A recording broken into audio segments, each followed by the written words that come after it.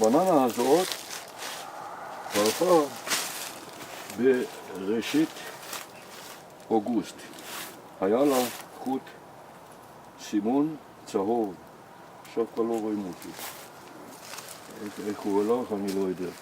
על כל פנים, אני פקפקתי, אני לא כל כך האמנתי שאני אוכל לקבל פה עוד דור באותה שנה.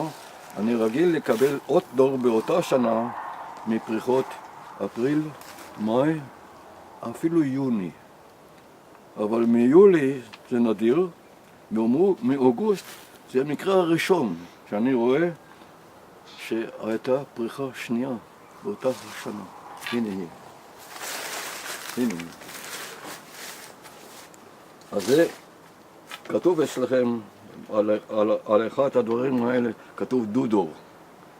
אז כאלה דודורים יש המון, הרבה מאוד. וברגיל, במה שמשמש כביכול ביקורת, אבל לא יכול לשמש ביקורת, זה שכמעט שאין דודוריות. אין. עכשיו יש עוד...